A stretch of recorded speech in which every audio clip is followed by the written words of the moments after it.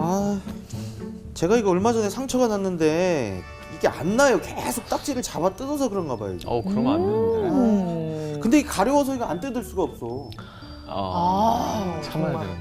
아니 우리 지난 시간에 연일 씨 기억나시죠?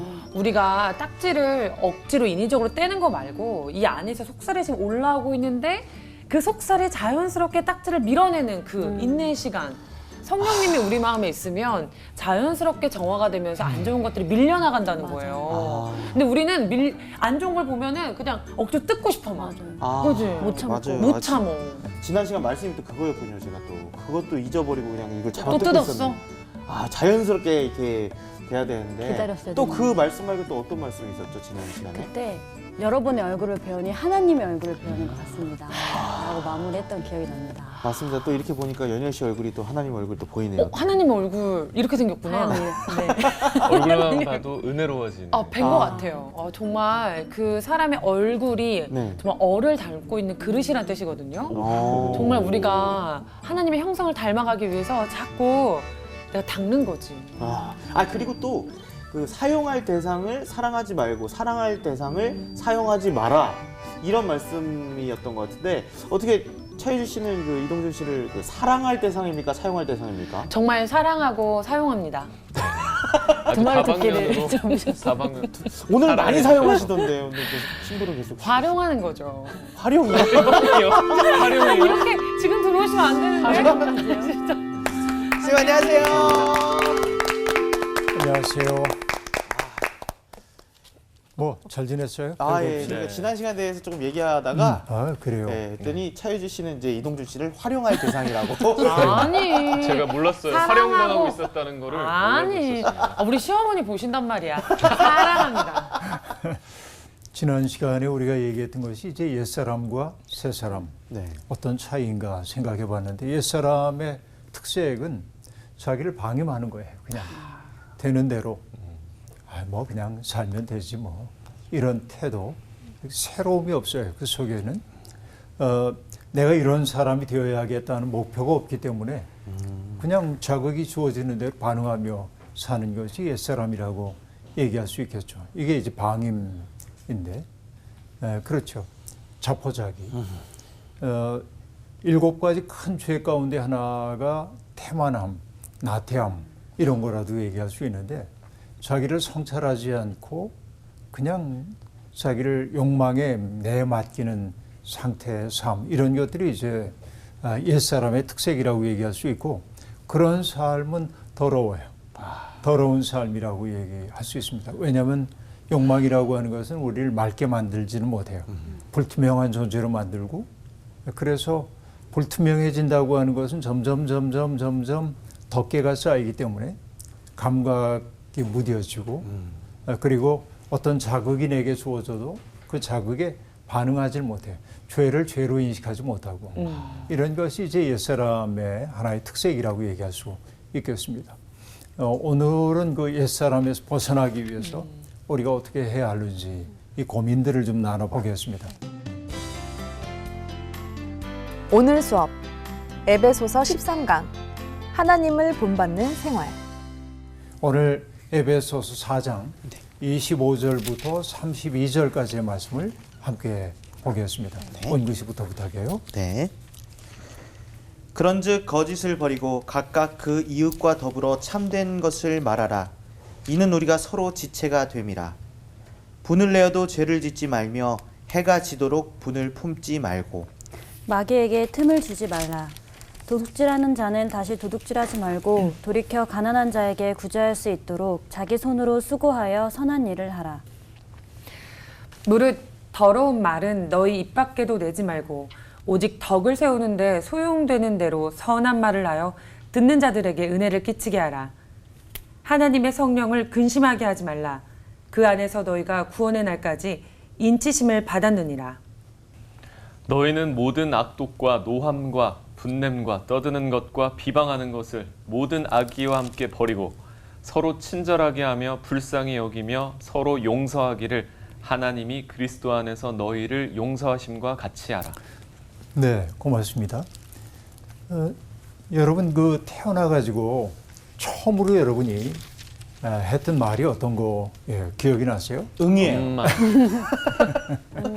그건 소리지 말이 아니죠. 엄마, 엄마. 까까. 사실 보면은 엄마, 뭐 마마, 파파 이런 말들은 입이 붙었다 떨어지는 소리이기 때문에 아이들이 발음하기가 제일 좋은 말일 겁니다. 근데 그동안 이제 살아오면서 수십 년을 이렇게 살아왔는데 살아오면서 사용했던 말들이 아름다운 말만 있었을까요? 그렇지 못한 말도 있었을까요? 그렇지 못한 말이 더 많은 것 같습니다. 뭐 더 많다는 건 좀 너무 비관적인 얘기. 제가 듣는 게 더 많나 봅니다. 네. 가만히 보면은 뭐 언어가 존재의 집이다 이런 그 철학자의 어려운 말도 있긴 합니다만은 그 말의 의미를 풀기보다도 이렇게 얘기해 볼 수 있을까요? 내가 사용하는 말이 곧 나예요. 그 사람이 사용하는 말을 보면은 그가 어떤 생각을 하고 있는지, 어떤 태도를 가지고 사람들을 대하고 있는지, 어떤 마음으로 인생을 살고 있는지가 드러나는 거죠. 똑같은 상황을 만나도 어떤 분은 그 속에서 긍정적인 것들을 보아내는 분이 있고, 그리고 똑같은 상황인데도 아주 부정적인 걸 보아내는 분들이 있습니다. 그래서 저는 그러죠. 사람마다 주특기가 다르다. 부정적인 것만 보는 주특기가 있는 분도 있고 긍정적인 것을 보아내는 주특기가 있는 분들도 있는데 누가 행복할까요? 긍정적인 긍정적인 것만 것을. 보는 사람. 네, 긍정적인 거 보는 사람이 스스로 행복할 거예요. 근데 다른 사람도 행복하게 만들기도 해요. 그들이. 그렇죠. 근데 늘 부정적인 것만 바라보는 사람은 비평적이긴 한데 스스로도 힘들고 남도 힘들게 만들고 이제 그러지요. 이게 우리의 인생의 경험입니다. 내가 누군가에게 상처를 주기 위해서는 일단 어떻게 해야 되죠? 나를 뼈축하게 만들어야 돼요. 그렇죠. 그런데 나를 뼈축하게 만들면은 상대방만 찌르는 게 아니고 그 뼈축한 게 나도 찌르거든요. 그래서 누군가에게 아픔을 주는 사람들은 자기 속에 상처가 정말 많아요. 살다 보면. 이게 어리석은 것인데 그래서 저는 아주 요즘 그 수년 사이에 계속 하고 있는 얘기가 있습니다. 말이 달라져야 인생이 달라진다. 언어가 달라져야 인생이 달라져요. 내가 사용하는 단어들이 달라질 때 인생이 달라진다. 이건 이제 분명한 얘기입니다. 감사합니다. 참 좋아요. 와. 이런 말들을 사용하는 사람은 행복해요, 스스로. 그리고 그 사람과 함께 있을 때 기분이 좋아지기도 합니다. 그렇죠. 감사한다고 해요. 뭐가 감사해? 이렇게 하는 사람은 없거든요. 그런데 감탄사를 많이 사용하는 사람은 스스로 행복하다고 얘기할 수 있습니다. 그렇죠. 그런 거죠. 아하 체험. 종교 체험의 본질이 아하 익스피리언스라고 얘기하고 있는데 아하 체험, 깨달음 같은 것들이죠. 그래요. 그래서 새 사람들은 언어가 달라져야 합니다. 이게 오늘 본문에서 시작이 되고 있는데 그런즉 거짓을 버리고 각각 그 이웃으로 더불어 참된 것을 말하라. 이는 우리가 서로 지체가 됨이니라 라고 말합니다. 거짓을 버리라고 얘기하니까 맨 먼저 떠오르는 건 뭐죠? 거짓말. 누군가를 속여서 내 이익을 얻기 위해 누군가를 속이지 말아라 하는 말이기도 합니다. 그러나 여기에서 거짓은 말만을 얘기하는 것은 아닙니다. 이방적인 삶의 방식, 욕망을 따르는 삶의 방식 이런 것들이 다 거짓에 속한다고 말할 수 있습니다. 한마디로 얘기하면 거짓은 하나님을 경외하지 않는 삶의 방식 이런 것이 거짓이에요. 그러면 새 사람들은 거짓을 버려야 돼, 부단히. 그러기 위해서 여러분 뭐가 선행되어야 할까요? 내가 거짓 속에 머물 때가 많다는 사실을 자각해야 돼요. 그렇죠. 우리는 항상 뭐냐면 문제는 다른 사람에게 있다고 판단하는 경향이 대부분입니다. 저 사람은 이것만 고치면 좋은데 저 사람은 저것만 버리면 괜찮을 텐데 저 사람의 문제는 이거야. 우리는 그렇게 얘기해요. 그러나 내가 문제라고 하는 생각은 하지 않습니다. 여러분 미국의 어느 학자가 통계를 낸 걸 보니까요. 미국 사람의 80% 정도는 자기가 평균보다 더 나은 사람이라고 생각한대요. 80%. 80% 정도가. 내가 다른 사람보다 좀 낫다. 모든 것이. 우리들도 그러지 않겠어요? 그렇죠. 그런데 내가 문제라고 생각하는 사람은 의외로 그렇게 많지 않다는 얘기입니다. 거짓을 버리라고 얘기하고 있는데 이 얘기를 딱 듣는 순간 아, 내가 버려야 할 거짓이 뭘까를 생각하기보다는 그래, 원구 씨는 그런 걸 버려야 돼. 그래, 연예는 뭘 버려야지. 이렇게 판단하는 게 사람들의 버릇이란 말이에요. 근데 여기 자, 거짓을 버리기 위해서는 내가 때때로 이방적 삶의 방식, 하나님을 경외하지 않는 삶의 방식을 선택할 때가 있다는 사실을 인정해야 하잖아요. 이게 이제 우선 되어야만 합니다. 근데 버리는 것만 가지고는 안 돼요. 뭘 해야 하냐면 참된 것을 말하라 라고 말합니다. 거짓된 것 그냥 그만두는데 그치면 안 되고 참된 것을 말해야 돼. 참된 말이란 어떤 말들일까요? 뭐 옳은 말이겠죠. 그렇죠. 뭔가 섞이지 않은 말이겠죠. 내 욕심을 가미하지 않은 말이겠죠. 그러나 참된 말이라고 하는 것은 조금 다른 의미에서 보자고 한다면 복 돋는 말, 그렇죠? 복 돋는다 이런 말들, 세워주는 말, 분열하는 말이 아니라 일치시키는 말 이런 것들을 해야 돼요. 믿는 사람들은 적어도 하나님 믿는 사람들은 그렇게 해야 합니다. 왜냐하면 한 공동체가 일어서고 무너지는 것이 의외로 커다란 신념의 문제 때문이 아닐 때가 많습니다. 말 한마디 때문에. 왜냐하면 언어는 신뢰의 토대이기 때문에 그래요. 언어라고 하는 것은 신뢰의 토대. 신뢰의 토대입니다. 내가 참된 말을 할 때 내가 바라는 건 뭐죠? 동준 씨가 내 말을 참으로 받아주기를 원해요. 그렇죠. 이게 이제 말의 특색이잖아요. 근데 내가 동준 씨에게 하는 말을 동준 씨가 참으로 받아들여 주기를 바랄 때 나 또한 뭘 해야 합니까? 동준 씨가 하는 이야기가 참이라고 하는 사실을 받아들일 생각이 있어야 합니다. 그때 바로 우리는 뭐냐면 신뢰 관계 속에 있다고 얘기할 수 있어요. 나는 늘 바른 얘기를 하는데 저 사람은 아마 거짓말 할 거야. 이러면 이게 신뢰가 일어날 수가 없어요. 그러면 이건 내가 서 있었던 공동체라고 하는 건 무너질 수밖에 없다 하는 얘기죠. 언어가 타락하기 시작하면 공동체는 붕괴되도록 되어 있어요. 그렇기 때문에 참된 것을 비참하라라고 하는 얘기 속에는 거짓말하지 말라는 뜻도 있지만은 세워주고 복돋고 일치하는 말들을 하기 시작해야 되는 거예요. 이게 이제 중요합니다. 그래서 우리가 무의식적으로 사용하는 말들이 누군가에게 상처가 되기도 하고요. 또 누군가에게 힘이 되는 말이 될 때도 있습니다. 말이 정말 얼마나 무서운지요. 우리가 수십 년 전에 했던 얘기 있잖아요. 그 얘기가 내게 돌아오는 때가 있어요. 예컨대 이런 거입니다. 이제 제가 신학교 다닐 때 저하고 함께 공부를 했던 후배들도 다 60대들 아니에요, 나이가. 그러니까 수십 년이 지났는데 우리가 만난 지. 근데 우연히 만났는데 40몇 년 전 얘기를 하는 거예요. 뭐라고 얘기하냐면 그때 형이 5월달 캠퍼스에서 잔디밭에서 이렇게 얘기를 하셨는데 그 얘기가 저한테 정말 깊은 영향을 줬어요. 이렇게 얘기하는 거예요. 아, 상처가 아니라 다행이다. 그러면 나는 기억도 안 나요. 내가 그런 말을 해서. 근데 그 말을 붙들고 이 사람이 40년 어떤 살았어. 시기를 살아낸 거예요. 대박. 아름답네요. 그러잖아요. 우리가 사용하는 말이라는 게 그래요.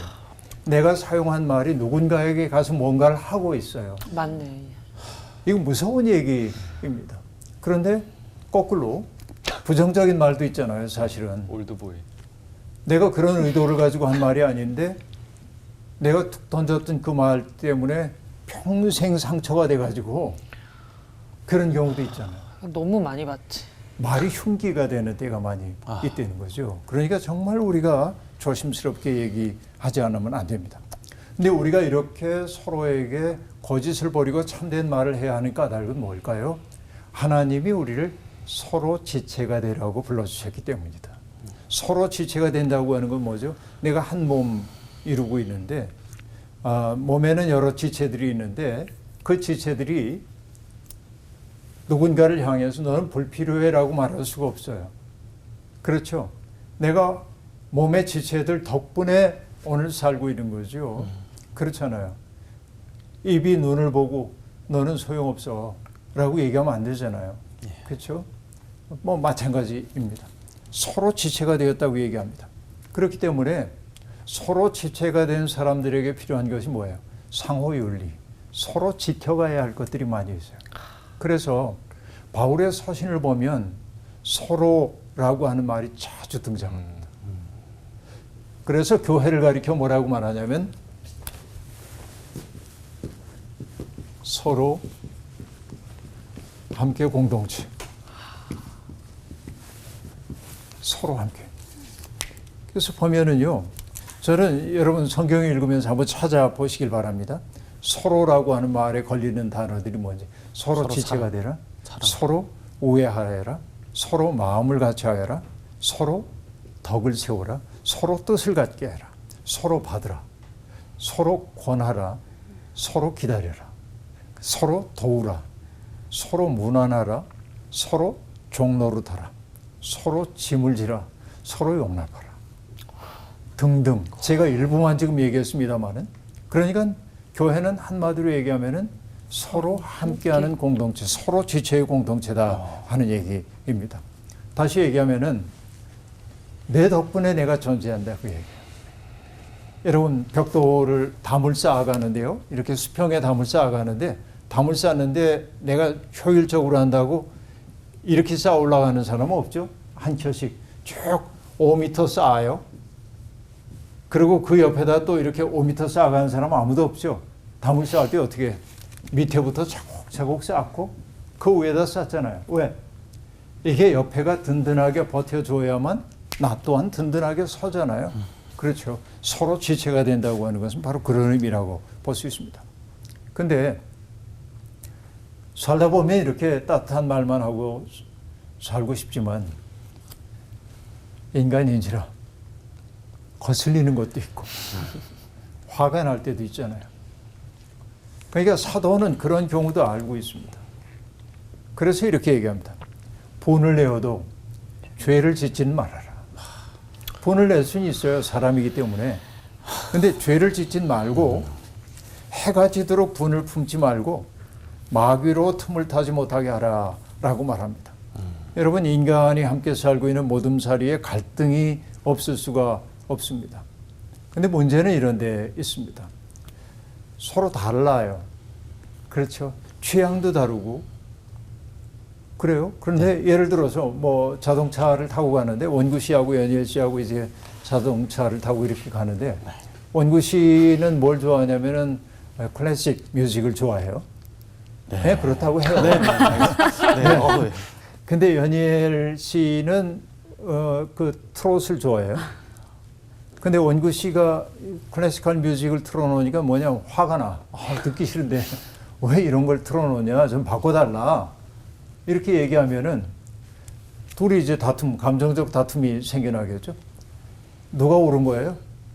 차 주인이.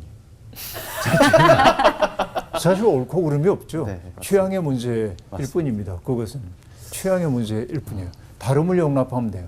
그러니까 저분은 나하고 다르구나 하고 생각하면 되는데 우리는 다름을 언제나 뭐라고 생각하냐면 다름은 틀림이야. 맞아요. 틀렸어. 그렇죠. 다름을 틀림으로 치환해버리고 말이야. 저 사람은 틀렸어 뭔가. 이렇게 얘기해 버릇한다는 얘기입니다. 이게 우리로 하여금 뭐냐 감정적으로 힘들게 만들어요. 그래요. 이게 인간이기도 합니다. 그런데 다름을 받아들일 수 없을 때 내 속에 화가 이렇게 나요. 화가 이렇게 나요. 그렇죠. 그래서 화라고 하는 건 화기, 불기운이잖아요. 이 불기운은 언제나 화를 불러. 그렇잖아요. 복과 화를 얘기할 때 화를 부르게 되어 있다 하는 얘기입니다.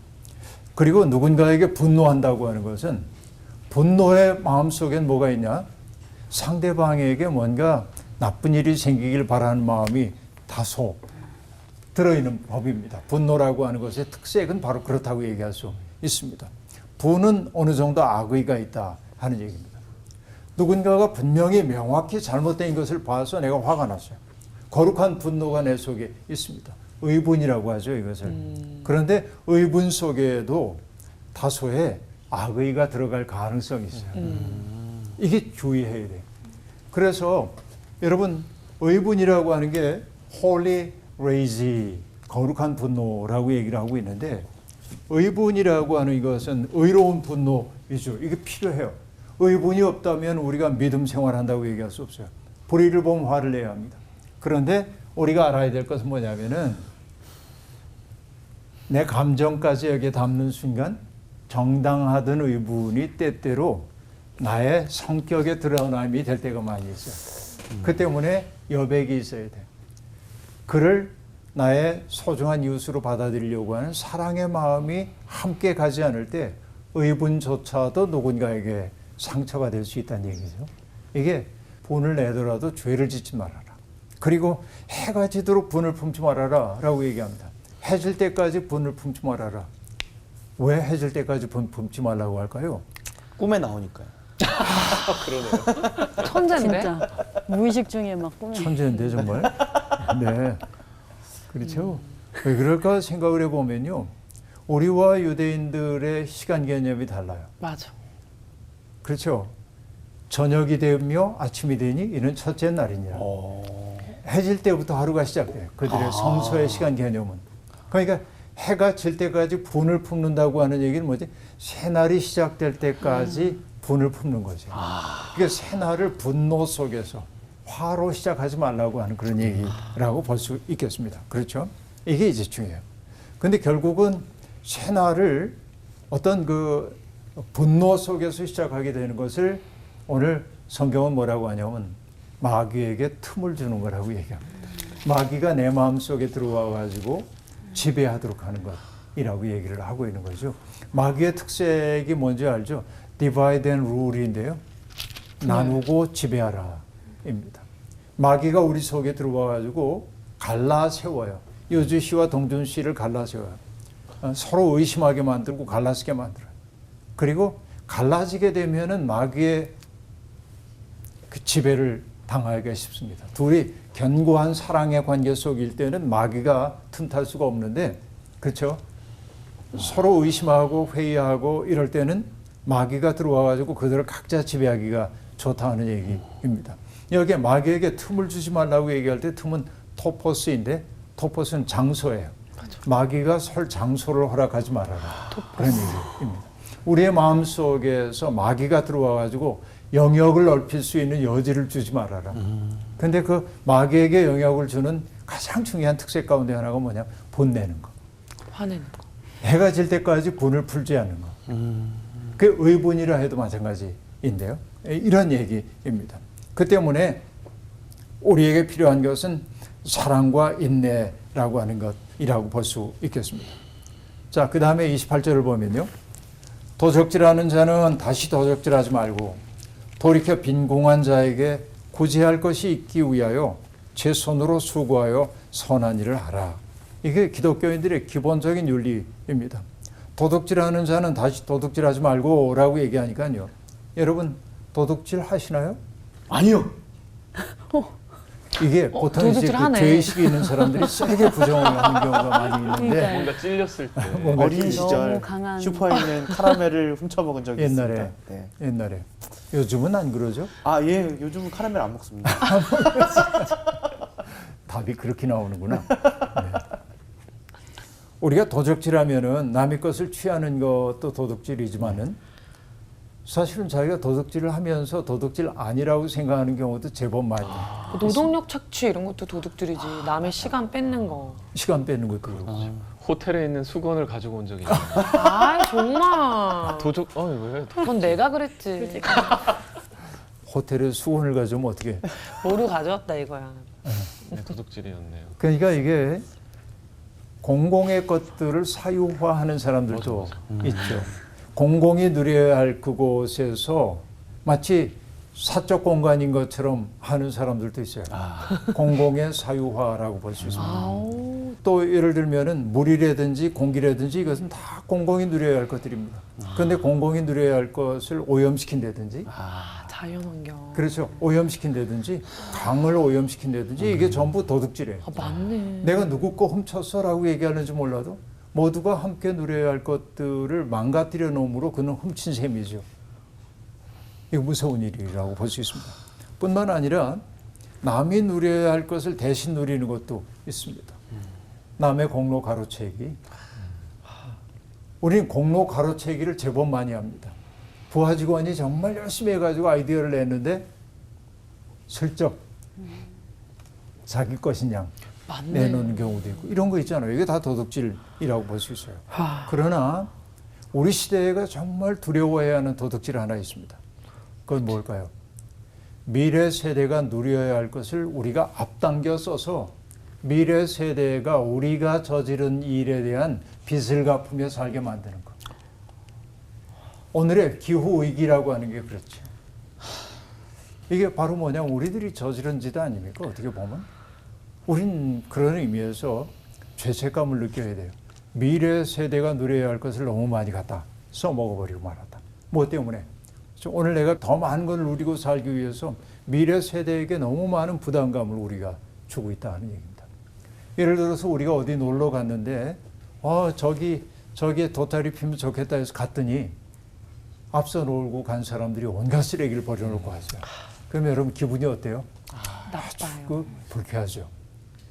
근데 유원지에서 뭐 공원에서 그런 것도 그런데 우리 인류를 놓고 보자고 한다면 우리가 놀다 간 자리에서 후세대들이 와가지고 쓰레기를 치워야 한다면 얼마나 가슴 아픈 일이에요? 이런 도둑질 있는 거죠. 도둑질 하지 말라는 거예요. 그래서 뭘 하라고 얘기를 하고 있습니까? 빈궁한 자에게 구제할 것이 있기 위하여 제 손으로 수고하여 선한 일을 하여라 라고 얘기를 합니다.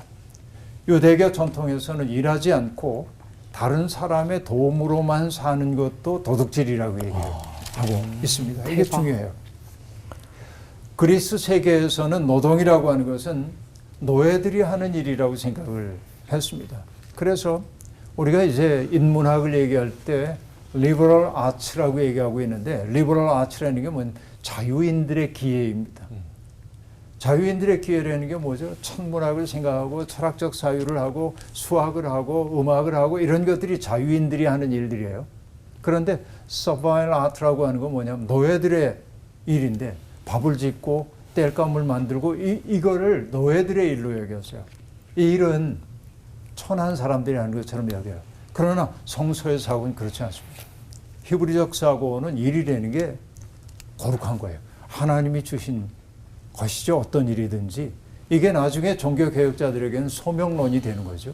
직업이라고 하는 건 하나님이 우리에게 그 일을 하도록 하셨다는 거예요. 거룩한 거예요. 그렇죠. 그러니까 우리가 열심히 일해가지고 일한 결과를 가지고 나만 먹는 게 아니라 필요한 사람들에게 나누며 살리는 거예요. 사도가 그 얘기를 지금 하고 있습니다. 그죠? 선한 일을 하여라라고 말합니다. 말에 대한 얘기가 거듭 나오는데요. 무릇 더러운 말은 너희 입 밖에도 내지 말고 오직 덕을 세우는데 소용되는 대로 선한 말을 하여 듣는 자들에게 은혜를 끼치게 하라 라고 말합니다. 더러운 말과 선한 말이 대조되고 있습니다. 새 번역은 이 더러운 말을 나쁜 말이라고 번역을 해놨고요. 공동 번역은 이것을 남을 해치는 말이라고 아주 단정적으로 얘기를 하고 있습니다. 그러면 뭐 나쁜 말 혹은 남을 해치는 말은 어떤 말일까요? 진실을 왜곡하는 말, 또 가르고 나누는 말, 맥 빠지게 하는 말, 그렇죠? 탓하는 말, 이런 말들이 더러운 말들입니다. 남을 해하는 말이라고 볼 수 있어요. 그러면 덕을 세우는데 소용이 되는 선한 말은 어떤 것일까요? 진실한 말, 통합하는 말, 북돋는 말, 책임지는 말, 이런 말들이죠. 우리는 그런 말들을 해야 한다 하는 얘기입니다. 그러니까 덕을 세우는 말들을 함으로 듣는 자들에게 은혜를 끼치게 하라 하고 말합니다. 듣는 사람들이 격려를 받고 내가 받아들여지고 있어. 내가 이 공동체 속에서 필요한 존재야. 내가 존중받고 있어. 이 느낌일 때 사람은 삶의 보람을 느끼잖아요. 여러분, 한 공동체 속에 내가 머물러 있는데 사람들이 나를 전부 내 말을 무시해요. 그러면 여러분 그 공동체에 머물고 싶어요? 그렇지 않잖아요. 중세 카톨릭에서 형벌 가운데 하나가 내가 죄를 지었어요. 그때 벌 가운데 하나가 뭐냐면 셔닝이라는 게 있는데 셔닝이라는 게 어떤 거냐 이런 거예요. 있는데 없는 사람 취급하는 거예요. 그러니까 그 마을의 모든 사람들이 다 중세에는 이제 교인이잖아요. 그러니까 모두 친밀하게 지냈는데 그 사람 없는 사람이에요. 인사하면 안 되고 보면 외면해야 되는 거예요. 셔닝하는 거예요. 이게 벌이죠. 내가 투명인간 취급당하는 거예요. 그런데 여러분 따지고 보면 이런 중세의 형벌이 아니라고 해도 가만히 보면 우리들도 누군가를 셔닝하고 있지 않는가. 어? 이게 그 학생들 사이에서는 왕따라는 것이죠. 왕따. 근데 이게 학생들에게만 있는 것인가요? 아니죠. 어른들의 세계에도 있는 거죠. 이런 일들이 정말 많이 있습니다. 악한 말을 가지고 누군가를 구석으로 몰아내고 그가 마치 비존재인 것처럼 만드는 그런 경우들이 있습니다. 이런 말들은 아주 나쁜 말이고 더러운 말이고 남을 해치는 말인 거죠. 그러니까 정말 덕을 세우기 위해 말해라. 공동체 안에서는 정말 덕을 세우기 위해 말해야 한다. 이게 일관된 사도의 가르침입니다. 하나님의 성령을 근심하게 하지 말라. 그 안에서 너희가 구속의 날까지 인치심을 받았느니라 라고 말합니다. 앞에서 말한 모든 기독교인의 윤리가 수렴되는 지점이 바로 여기입니다. 결국 우리가 나쁜 말, 남을 해치는 말들을 할 때 그것은 그를 아프게 하는 일이기도 하지만 성령을 근심하게 한다. 교회라고 하는 건 뭐죠? 성령의 능력 안에 있는 것이 교회하거든요. 그런데 그런 나쁜 말 때문에 성령이 거주하실 수 없도록 만든단 말이죠. 이게 하나님의 성령을 근심하게 하지 말라고 얘기합니다. 그래서 우리가 물론 믿는 사람들이라고 한다면 나의 말이, 나의 행동이, 나의 표정과 몸짓이 하나님의 마음을 아프게 해드리고 있지는 않는지 그 생각을 해봐야 합니다. 우리가 흔히 하나님 앞에 기도할 때 이렇게 기도하죠. 하나님, 이러이러한 소원을 들어주세요. 열심히 기도했는데 응답이 없어요. 그럼 우리 하나님 원망하잖아요. 하나님, 그러실 수가 있습니까? 어째 제 마음을 몰라주십니까? 그런데 하나님이 이러실지도 몰라요. 야, 너는 어쩜 그렇게 20년을 믿었다고 하면서 내 마음을 몰라주니? 너는 어떻게 평생 나를 믿었다고 하면서 내 마음을 그렇게 알아주지 못하냐? 그럴는지도 모릅니다. 여러분, 우리가 이제 부모님에게 효도하기를 원하지만은 부모님은 기다려주지 않는다고 그러잖아요. 그렇잖아요. 그 떠나고 나면은 그때서 내가 잘할 걸 후회하잖아요. 철든다고 하는 건 정말 어려운 일이에요. 그래서 그 사랑해야 할 존재가 부재한 다음에 그럴 거라고 얘기하는 건 참 어리석은 일입니다. 그 늘 제가 하는 얘기인데 존재라고 하는 것은 부재를 통해서 분명하게 드러나요. 내가 건강할 때는 건강에 대한 관심 없습니다. 저 젊을 때만 해도 30대만 해도 누가 아프다고 그러면 뭐예요? 왜? 그런 생각 들었어요. 그런데 건강을 잃고 나면 건강이 소중한 줄 알잖아요. 내 옆에 있던 사람이 소중한 줄 몰랐는데 이 사람이 부재할 때는 비로소 그의 빈자리가 크게 느껴지잖아요. 그래서 어떤 사람이 성숙한 사람이냐면 있을 때 잘해. 가장 가까이에 있는 사람의 소중함을 알아볼 줄 아는 사람. 그들이 정말 고마운 줄을 알기 시작하는 사람이 성숙한 사람이라고 말할 수 있겠는데 그뿐만이 아닙니다. 하나님이 아니 계신 듯 늘 계시잖아요. 우리 속에. 그러니까 그 하나님의 마음을 헤아려야 돼. 성령을 근심하게 하면 안 돼요. 신앙생활은 그런 것입니다. 오늘 그 얘기하고 있습니다. 그래서 정리하듯 얘기를 하고 있는데요. 너희는 모든 악독과 노함과 분냄과 떠드는 것과 회방하는 것을 모든 악의와 함께 버리고 라고 말합니다. 그렇죠. 누군가에 대해서 나쁜 소문내고 모욕을 안겨주려고 하고 수치심을 안겨주려고 하는 그 일은 절대로 하면 안 된다. 그가 설사 그런 요소가 있다고 할지라도 그가 모욕감을 느끼게 만들거나 그를 수치의 대상으로 바꿈으로 내가 꽤 괜찮은 사람인 척하는 그런 일들을 일체 내려놔야 돼. 악독과 함께. 이게 성도의 삶이라는 것입니다. 대신 어떻게 하래요? 서로 인자하게 하며 불쌍히 여기며 서로 용서하기를 하나님이 그리스도 안에서 너희를 용서하심 같이 하라라고 말합니다. 이게 성도의 윤리입니다. 서로 따뜻하게 대해야 하고요. 그리고 불쌍히 여겨야 하고요. 용서하고 용납해야 하고요. 우리가 살고 있는 이 세상은 어찌 보면은 살벌한 세상입니다. 인정의 황무지입니다. 교회는 어떤 곳이어야 하냐면 그런 세상에 살고 있던 사람들이 들어왔을 때 고향을 느낄 수 있는 곳이어야 합니다. 그렇죠? 그냥 거기 가면 편하게 있어도 괜찮아. 나로 존재할 수 있어. 그런 얘기인 거죠. 그러니까 나는 유한하고 연약하고 오류 가능성까지 있지만 그러나 그 연약함까지 받아 안으려고 하는 마음들이 있는 곳, 바로 그것이 천국이 연습한 곳이어야 하지 않겠어요? 그렇죠. 이게 무엇보다 중요합니다. 작고한 시인인 신동엽 시인은 누가 하늘을 보았다 한가라고 하는 시에서 티 없이 맑은 영혼의 하늘을 보고 싶어하는 사람들을, 그렇죠, 티 없이 맑은 영혼의 하늘을 보고 싶어하는 사람들을 향해 이렇게 얘기합니다. 닦아라 사람들아 내 마음속 구름. 세상이 이렇게 어지러운 까닭은 가만히 보면 세상 탓이기도 하지만 내 마음이 구름 껴있기 때문에 그래요. 그러니까 닦아라 사람들아 내 마음속 구름. 그리고 얘기합니다. 찢어라 사람들아 내 머리 엎은 쇠항아리. 그렇죠? 내 생각, 내가 가지고 있는 편견, 내가 가지고 있는 여러 가지 이런 생각들이 쇠항아리처럼 나를 탁 씌우고 있기 때문에 푸른 하늘 바라볼 수가 없는 거예요. 더 큰 세계 바라보지 못하는 것이죠.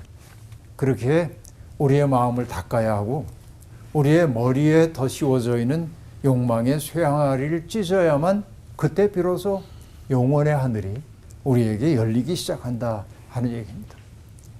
그 영혼의 하늘을 바라본 사람들의 으뜸 가는 삶의 태도가 무엇이겠습니까? 경외하는 태도이고요. 하나님에 대한 경외, 하나님의 아름다우심에 대한 경탄, 이런 것들이고요. 그 마음이 이웃들을 향할 때는 연민의 마음, 그의 고통까지도 내 고통으로 받아들이려고 하는 그 마음, 그의 어려움을 어떻게든 덜어주고 싶어하는 마음으로 바뀌는 거죠. 하나님을 경외하는 그 마음은 하나님 사랑입니다. 내 이웃을 향한 연민의 마음은 이웃 사랑입니다. 결국은 내 마음속에 구름을 닫고 내 머리를 뒤덮고 있었던 쇠항아리를 찢을 때 열리는 세상이 하나님 사랑과 이웃 사랑이라는 거 잊지 않으면 좋겠습니다. 오늘 수업 마칠게요. 고맙습니다. 감사합니다. 이렇게 우리 마음을 또 깨뜨리시고 가셨어요. 예, 마음 속에 있는 구름부터 좀 닦아내야 될 것 같습니다. 왜냐하면은 근심이 있으면 사실 이제 아무 것에도 집중을 못하는 것 같아요. 옆에 있는 사람들한테도 사랑할 수 없고, 왜냐하면 내 마음이 먼저 이렇게 근심이 많으니까. 근데 그러려면 우선 하나님의 성령을 근심하지 않게 하는 것이 곧 나의 마음의 구름을 닦아낼 수 있는 그런 방법인 것 같았어요. 어떻게 들으셨나요? 그러니까 나이가 계속 들다 보니까 참 다른 사람들의 장점이 먼저 보여야 되는데 이게 막 보이는 거예요. 근데 이게 사실은 내 마음의 문제가 아닌가. 계속 막 정죄하려고 하고 저건 저러면 안 될 텐데라는 생각이 계속 드는데, 알고 보면 내 마음의 구름을 좀 걷고 나로 인해 내 주변 사람이 행복하는 그런 삶이 되면 얼마나 좋을까. 그리고 저는 내가 하는 말이 곧 나라고 말씀하셨잖아요. 그게 너무 와닿았고, 분을 내어도 죄를 짓지 말며 해가 지도록 분을 품지 말라. 이 뜻이 아침에 눈을 떴을 때 내가 아무리 화가 나고 그랬을지라도 아침에 눈을 떴을 때 감사로 눈 뜰 수 있는, 그래서 마귀에게 절대로 틈을 주지 않는 그런 마음을 지키는 자가 되고 싶다라는 생각이 들었습니다. 맞아요. 그런 마무리를 하나님의 성령이 근심하게 하지 맙시다로 마무리하면 좋겠습니다. 제가 하나님의 성령이, 그럼 여러분이 근심하게 하지 맙시다, 이렇게 마무리했으면 좋겠습니다. 하나님의 성령이 근심하게 하지 맙시다. 마음을 닫겠어요.